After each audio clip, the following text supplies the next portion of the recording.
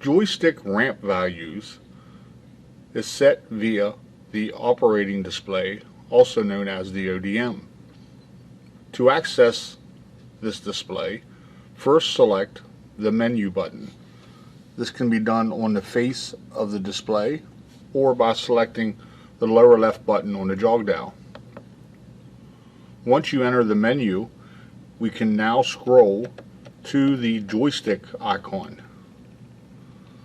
Select the jog dial button, and here we will see the functions for the crane: swing, boom telescope, boom raise and lower, main hoist, auxiliary hoist.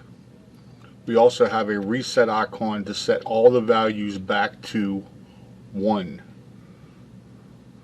Setting the ramp values will allow the function to act accordingly to the curve that it's set at. 1 meaning it's a straight line or no curve.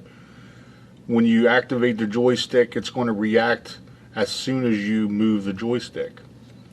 If you change the curve, for example in swing, and we make it a 2, you see that the line begins to curve.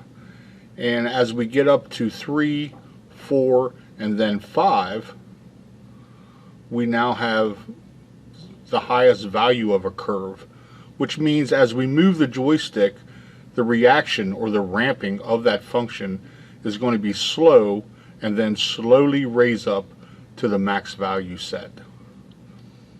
This can be useful when swinging heavy loads and maybe a long boom configuration to give the operator a little more feel and control of the load.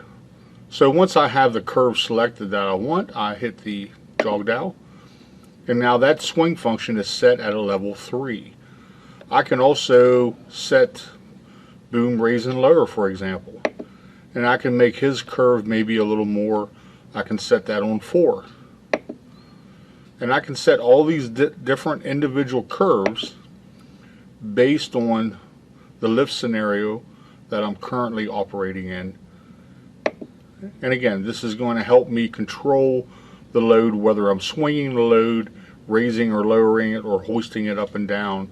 I can have a different feel to the joystick span based on the scenario of the lift that I'm doing.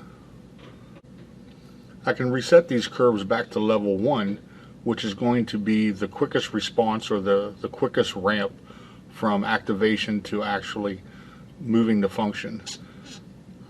I would go to the reset button, select OK, and now all the curves or the ramps have been set back to level 1.